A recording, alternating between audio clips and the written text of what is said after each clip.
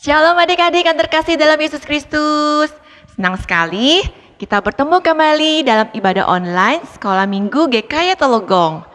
Wah adik-adik, tidak terasa adik-adik udah mulai sekolah online ya. Terus semangat belajar dan tetap bersukacita di dalam Tuhan ya adik-adik. Nah adik-adik, sebelum kita mulai memuji Tuhan, kita datang ke hadirat Tuhan dengan sikap hormat, kita masuk di dalam doa. Yuk lipat tangan, tutup mata, kita bersatu di dalam doa. Tuhan Yesus, selamat pagi Tuhan. Kami sangat senang bisa kembali beribadah kepada Tuhan. Tuhan, Engkau hadir bersama kami di setiap rumah kami, di setiap hati kami. Kami siap memuji nama Tuhan. Tuhan, biarlah nama-Mu saja yang ditinggikan dan dimuliakan. Terpujilah nama-Mu Tuhan. Dalam nama Tuhan Yesus Kristus, Juru Selamat kami dan Penebus kami. Amin. Nah adik-adik, saat ini kita mau memuji Tuhan. Kita mau mengucap syukur untuk semua berkat yang sudah Tuhan berikan. Apa aja ya berkat Tuhan? Tubuh yang sehat, udara yang segar, matahari yang bersinar. Dan yang paling penting adalah keselamatan yang sudah Tuhan berikan buat kita. Yuk kita angkat pujian yang berjudul Selamat Pagi. Kita sama-sama angkat pujian ini ya. Biarlah pujian ini juga menjadi doa kita agar kita hidup memuliakan Tuhan. Dalam pikiran kita, ucapan kita, maupun dalam perbuatan kita. Kita sama-sama angkat pujian ini ya. Selamat pagi Bapa.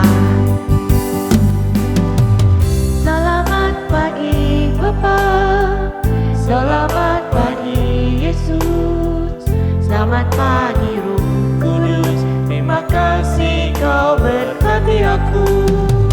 Selamat pagi Bapa, selamat pagi Yesus, selamat pagi Roh Kudus, ku memuji-Mu selalu. Pikiranku, ucapanku, perbuatanku, biarlah selalu senangkan-Mu, Yesus Tuhanku.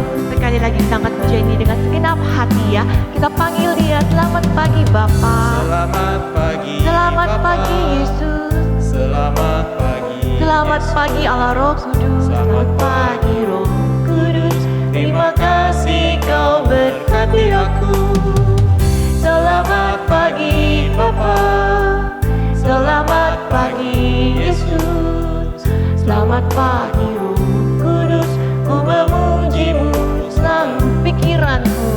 Pikiranku, Ucapanku, perbuatanku, biarlah selalu menyenangkan hati biarlah Tuhan. selalu senangkan-Mu, Yesus. Pikiranku, Ucapanku, perbuatanku, biarlah selalu senangkan-Mu, Yesus Tuhanku. Amin. Biarlah ini menjadi doa kita adik-adik ya. Dalam hidup kita, kita selalu memuliakan nama Tuhan. Nah adik-adik, menjadi anak Tuhan itu ternyata tidak mudah. Banyak godaan di sekeliling kalian seperti singa yang mengaum-ngaum. Nah adik-adik tahu nggak? Ada loh yang nggak suka kalau kita adik-adik semua itu menjadi anak Tuhan. Tahu nggak siapa? Benar, iblis. Dia nggak suka kita jadi anak Tuhan Yesus. Dia ingin kita jadi followersnya, jadi pengikut Dia. Hayo adik-adik, mau jadi anak Tuhan Yesus atau mau jadi anak iblis? Anak Tuhan Yesus dong ya. Nah, jadi anak Tuhan Yesus, kita harus berani tampil beda dengan dunia ini. Adik-adik harus menjadi saksi Kristus. Adik-adik juga harus menjadi berkat buat semua orang. Kita angkat pujian ini sama-sama ya. Bangkit berdiri dan kita bergaya buat Tuhan. Berani tampil beda. Tepuk tangan sama-sama ya. Dan bergaya buat Tuhan. Yuk, saat iblis mau merayu kita, siap-siap kita apain adik-adik? Tolak dia ya. Saat iblis merayuku, aku tolak dia dalam nama Yesus. Dan saat iblis menggodaku, lalu ku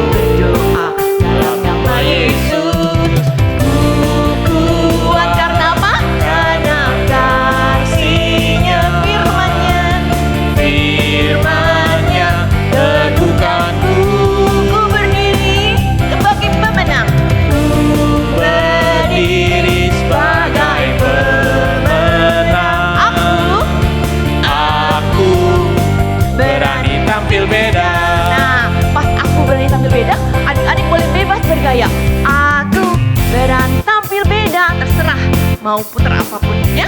Siap adik-adik? Sekali lagi ya. Saat iblis meraihku, aku tolak dia dalam nama Yesus. Dan saat iblis menggodaku, aku berdoa dalam nama Yesus. kuat karena siapa? Karena kasih, Amin. Firman-Nya firman-Nya teguhkanku, ku berdiri sebagai pemenang. ku berdiri sebagai pemenang. Aku puter, Berani tampil beda. ku kuat. Ku kuat karena Kasih-Nya, firman Tuhan firman-Nya teguhkanku. teguhkanku. Amin. Ku berdiri sebagai pemenang. Aku berani tampil beda. Aku siap-siap. Aku berani tampil beda. Sekali lagi ya. Aku apa? Aku berani tampil beda. Yes. Anak Tuhan Yesus harus berani tampil beda ya. Nah, silakan duduk adik-adik. Saat ini kita mau siapkan hati kita.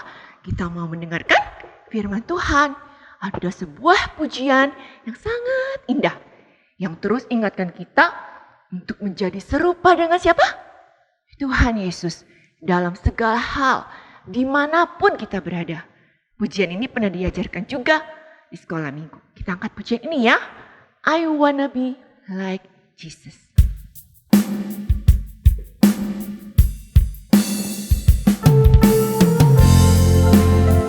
Kita siapkan hati kita. Dan kita juga menjadi, pujian ini boleh menjadi doa. Tuhan, aku ingin menjadi serupa dengan Kristus.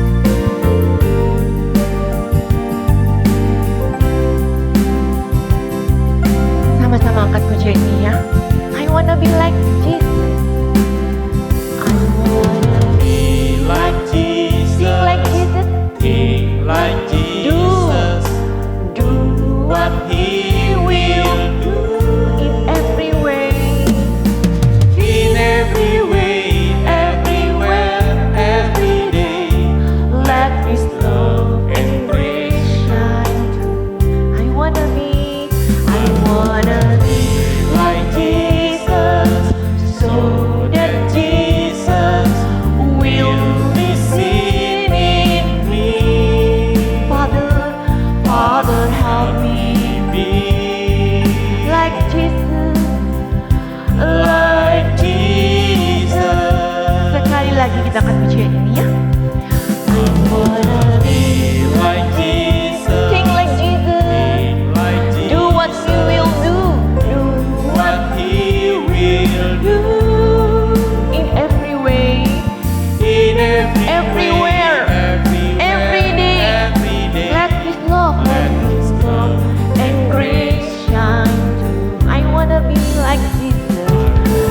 be like Jesus, So that Jesus will be seen in me. Father help me. Be like Jesus. Oke adik-adik, kita siapkan hati kita ya untuk mendengarkan firman Tuhan. Firman Tuhan kelas besar hari ini akan dilayani oleh Lausa Adi. Dan firman Tuhan yang kelas kecil akan dilayani oleh Lausa Yuliana. Silakan duduk yang manis dan siapkan hati untuk mendengarkan firman Tuhan adik-adik. Halo teman-teman semua, baik-baik saja ya di rumah. Kita tahu berapa bulan ini kita masih beribadah di rumah dan ini mungkin masih akan panjang dan kita masih tetap harus di rumah. Tapi tidak apa-apa, sebelum kita masuk dalam firman Tuhan hari ini, mari kita sama-sama berdoa. Yuk mari kita berdoa ya. Tuhan, terima kasih ketika kami tadi sudah memuji Tuhan. Kami percaya apa yang kami sembah, Engkau adalah Tuhan yang hidup. Dan saat ini kami akan belajar dari firman Tuhan. Kiranya Tuhan pakailah Saadi supaya apa yang disampaikan berasal dari Engkau saja. Dan ketika kami mendengar, Bapak Roh Kudus bantu kami supaya kami dapat mengerti setiap firman yang kami dengar dan juga kami dapat lakukan dalam hidup kami. Tuhan, kami siap mendengar, Tuhan yang bukakan hati kami. Terima kasih Bapa, hanya di dalam nama Tuhan Yesus kami berdoa. Amin. Nah adik-adik, kita sudah belajar dari berapa minggu ini tentang 1 Korintus ya. Korintus itu adalah jemaat yang berada di Korintus. Nah, Rasul Paulus punya hati terhadap masalah-masalah yang ada di Korintus. Banyak sekali masalah yang ada. Kita sudah belajar memang beberapa minggu kemarin tentang bagaimana ada sekelompok orang yang mengidolakan pembicaranya. Misalnya golongan Paulus, ada golongan Petrus, ada golongan yang lain-lain yang mereka idolakan. Itu jadi terpetak-petak ya. Juga ada kita belajar tentang bagaimana karunia. Karunia itu juga membuat mereka tidak bersatu melayani Tuhan, tetapi mereka terpecah-pecah. Nah, karena itulah kerinduan hati Paulus supaya mereka dapat bersatu. Ketika umat Tuhan bersatu, bukankah indah? Maka pelayanan akan lebih luas lagi. Tidak saling bermusuhan ataupun saling ingin menang, ingin menonjol. Nah itulah kelemahan yang ada di Korintus. Dan minggu ini kita akan belajar tentang bagaimana panggilan Allah untuk hidup kudus. Yaitu kita harus setia. Setia untuk apa? Setia untuk tetap memberitakan Injil kepada banyak orang. Nah kita akan mulai dengan mari kita semua bersama-sama mempersiapkan diri. Berdoa minta pertolongan Tuhan untuk mempelajari bahan hari ini. Tadi kita ada doa ya. Yuk mari kita mendengarkan. Satu pertanyaan yang selalu kita selalu ada gitu ya. Kemanakah setelah kita meninggal? Ada yang percaya reinkarnasi. Apa sih reinkarnasi itu? Ada kehidupan kembali setelah kematian. Ya, ada beberapa orang yang percaya tentang bagaimana kalau kita hidup di zaman ini kita berbuat baik, maka nanti kedepannya kita akan lahir dengan menjadi orang yang kaya. Wah, tetapi kalau di zamannya ini dia berbuat jahat sekali ya, kemungkinan dia nanti mati dan dia akan hidup kembali tetapi menjadi binatang. Itu ada yang kepercayaan seperti itu ya. Ada juga satu kepercayaan lagi yang sepertinya lucu. Ada juga yang bilang setelah kematian roh kita ini terpisah dari tubuh, melayang-layang gitu ya. Contoh-contohnya banyak di film-film. Langsung mau ngangkat dari satu film. Film ini kalian pasti tahu. Casper, si hantu yang baik. Nah Casper ini ceritanya apa? Ketika dia masih muda gitu ya, terus dia meninggal karena sakit gitu. Nah dia jadi roh yang hantu yang baik. Tetapi kalau dia di masa hidupnya dia jahat, dia biasanya akan menjadi roh yang jahat. Nah itulah penampakan. Dia selalu membantu orang-orang. Hantunya baik loh. Ya itulah Casper. Semua tahu dia adalah hantu yang sangat baik, hatinya halus. Ya, ada juga film Ghost. Ini terkenal zaman dulu ya. Seperti ini, dia meninggal karena kecelakaan, tetapi dia masih belum minta izin kepada istrinya. Ya, lalu dia meninggal. Roh. Jadi ada yang kepercayaan bahwa ketika kita meninggal nanti roh kita ini pisah dari tubuh. Melayang-layang di mana-mana ya. Melihat kita, ngapain kita lakukan. Nah itu. Tetapi pandangan orang Kristen. Kita kalau meninggal ini kemana sih? Wah ini pertanyaan yang penting ya. Kita kalau meninggal kita percaya bahwa roh kita ini akan bersama-sama dengan Tuhan. Ketika kita meninggalkan tubuh ini, roh kita bersama dengan Tuhan. Ya, dan tapi bukan itu saja. Kita ada satu kepercayaan lagi bahwa kita ada namanya kebangkitan tubuh. Ya, ada namanya kebangkitan tubuh. Seperti gambar ini, Tuhan kita sudah bangkit dengan tubuh yang sempurna. Ya, kebangkitan tubuh itu apa? Kita hari ini akan belajar dari firman Tuhan ya. Nah, suatu hari nanti waktu Tuhan Yesus datang kembali akan terjadi yang namanya kebangkitan tubuh. Wah, apa itu ya? Karena kebangkitan Yesus dan kebangkitan kita semua adalah keyakinan yang penting bagi kita orang Kristen. Ya, langsung ulangin sekali lagi. Suatu hari nanti waktu Tuhan Yesus datang kembali akan terjadi namanya semua kita dibangkitkan. Baik yang sudah meninggal di dalam kubur, kita akan bangkit. Maupun orang yang sedang bekerja, ya, masih hidup, kita akan bangkit dengan tubuh yang baru. Kita akan bersama-sama dengan Tuhan di surga, ya. Ini adalah keyakinan yang penting bagi kita semua orang Kristen. Kenapa? Tuhan Yesus sendiri udah bangkit kan dengan tubuh yang sempurna pas setelah kematiannya 3 hari kemudian dia bangkit. Ya itu. Nah, adik-adik percaya atau tidak ada kebangkitan tubuh? Wah, ini pasti ada pertentangan nih. Lause, saya nggak pernah lihat orang bangkit ya. Nggak pernah lihat yang namanya orang yang sudah mati tiba-tiba bangkit hidup kembali. Nggak pernah Lause. Tetapi padahal ada loh yang bangkit dan hidup kembali, yaitu Tuhan Yesus. Ya, nah, tapi jemaat Korintus sudah mendengar tentang kebangkitan Tuhan Yesus, tapi dia nggak percaya. Dia bilang, nggak mungkin. Orang kalau udah mati ya mati, nggak mungkin ada kebangkitan. Ada yang tidak benar-benar tidak mau percaya. Makanya Rasul Paulus menuliskan beberapa hal kepada jemaat-jemaat ini. Dia tulis begini. Jadi bila mana kami beritakan bahwa Kristus ya dibangkitkan dari antara orang mati. Kita setuju ya? Kristus Tuhan kita dibangkitkan dari orang mati pada hari yang ketiga. Bagaimana mungkin ada di antara kamu yang mengatakan bahwa tidak ada kebangkitan orang mati? Ya, Kristus sudah dibangkitkan. Tapi bagaimana kok ada orang-orang yang mendengar tentang firman ini tetapi mereka tidak percaya ada kebangkitan pada orang mati? Wah, itu satu pertanyaan yang luar biasa ya. Kita harus renungkan. Kalau tidak ada kebangkitan orang mati, ya, kalau tidak ada kebangkitan orang mati, maka Kristus juga tidak dibangkitkan. Seperti tadi Lause nanya kan, apakah ada di dunia ini yang dibangkitkan? Pasti kalian menjawab, tidak ada Lause. Semua yang mati ya mati gitu ya. Padahal ada satu orang, yaitu Kristus.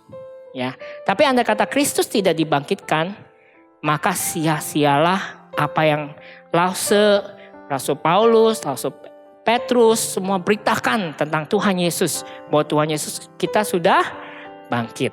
Dan sia-sialah juga kamu percaya sama Tuhan Yesus.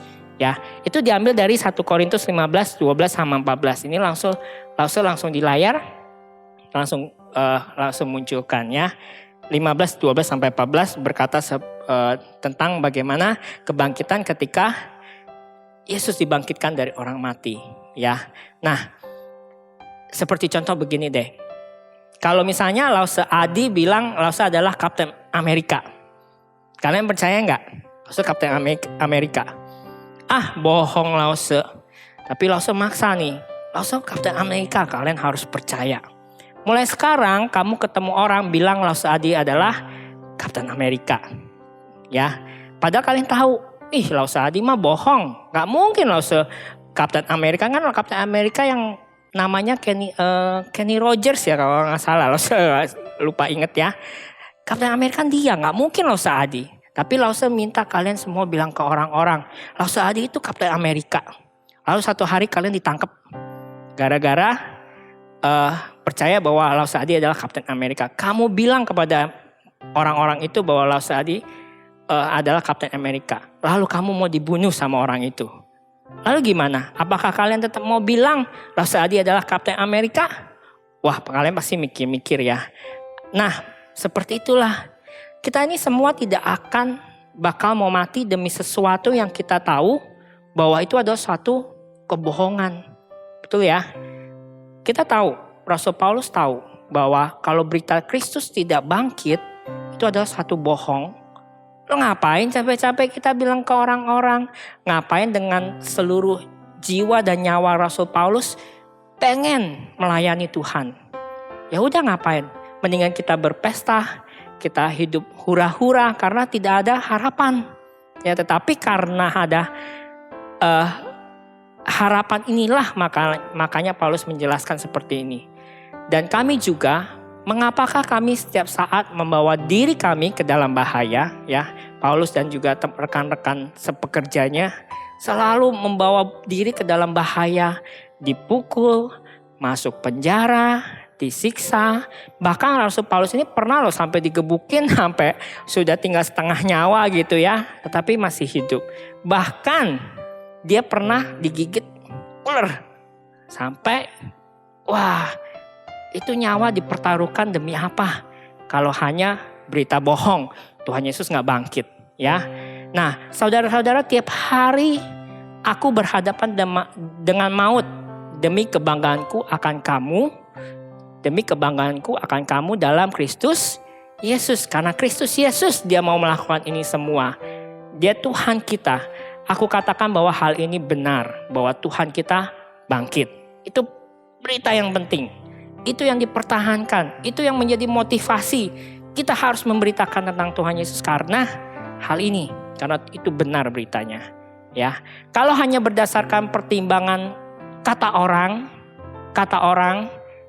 maka ngapain dia berjuang dengan susah payah, bahkan sampai digigit ular. Kalau rasa itu adalah digigit mungkin kobra yang wah racunnya yang luar biasa ya, dalam setengah jam langsung mati. Tapi dia berjuang untuk apa? Karena itu semua demi memberitakan tentang Tuhan Yesus kepada kita, semua orang. Makanya ketika Rasul Paulus mengadakan perjalanan misi, tujuannya adalah semua orang harus mendengarkan firman Tuhan. Karena ini ada berita yang benar, bukan berita bohong bahwa Tuhan Yesus bangkit. Itu message yang sangat penting. Kenapa? Karena kita menjadi orang Kristen itu satu kunci.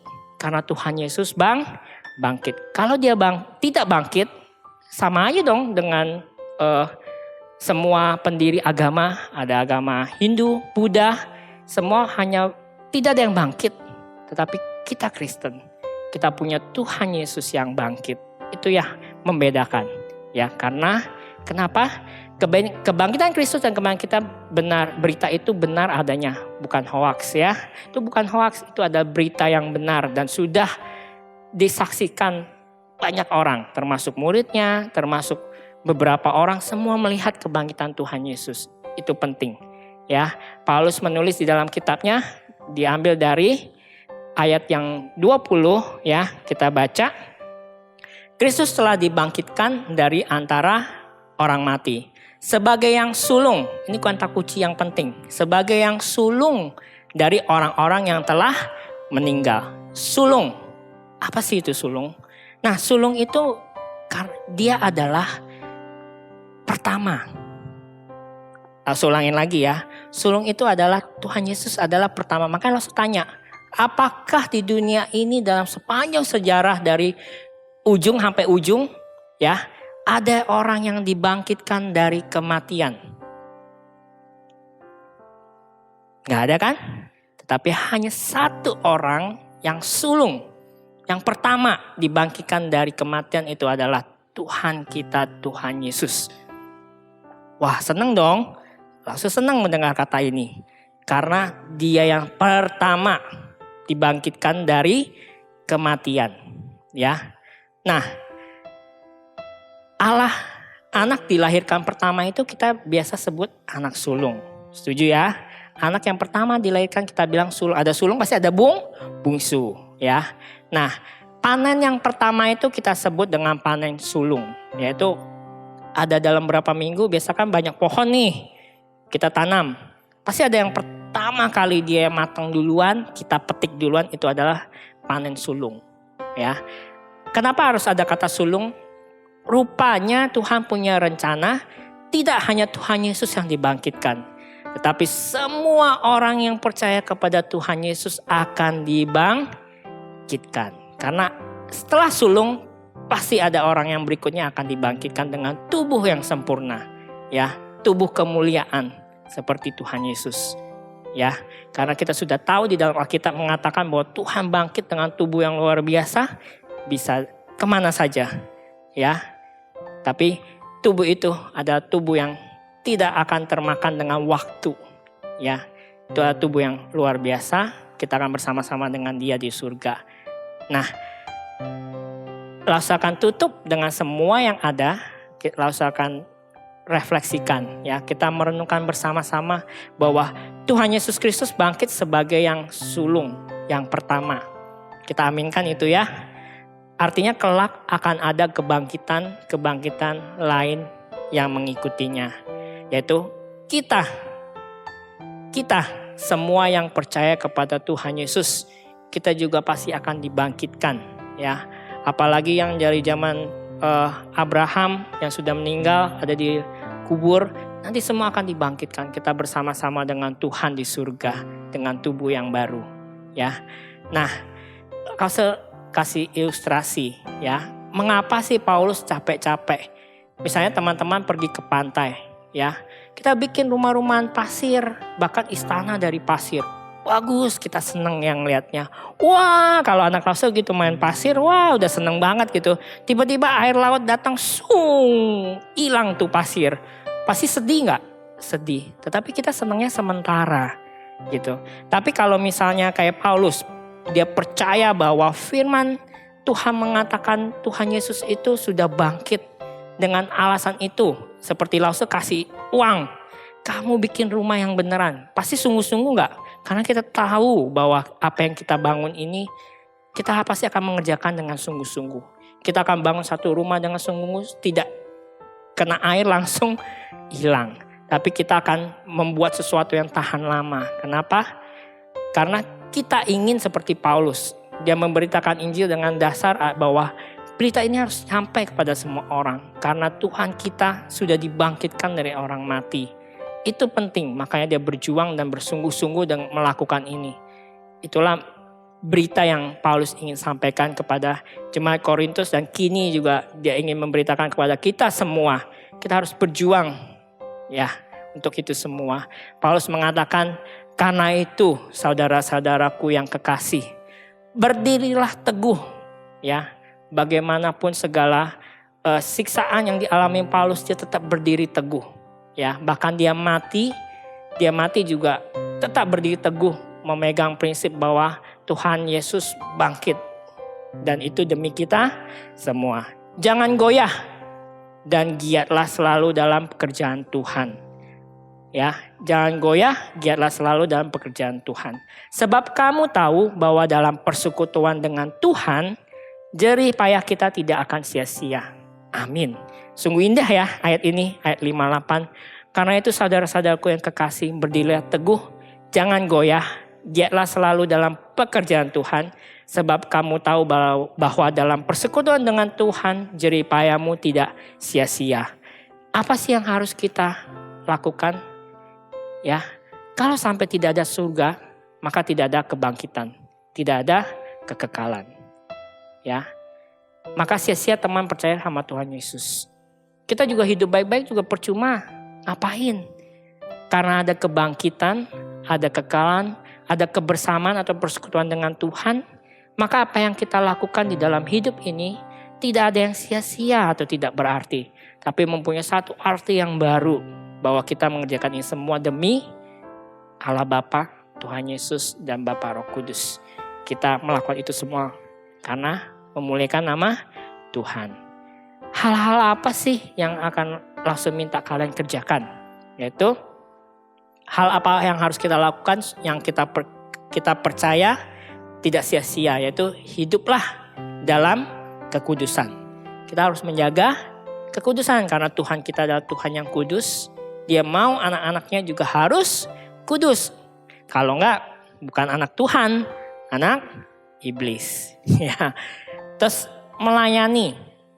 Kita pakai semua karunia yang Tuhan berikan dengan maksimal.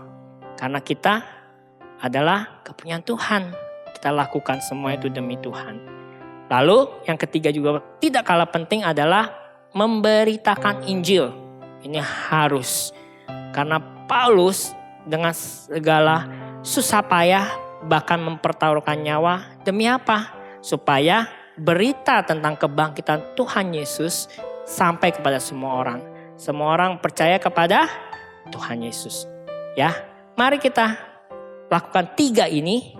Lalu saya percaya ketika kita melakukan ini Tuhan akan senang bahwa kita melakukan apa yang Dia mau.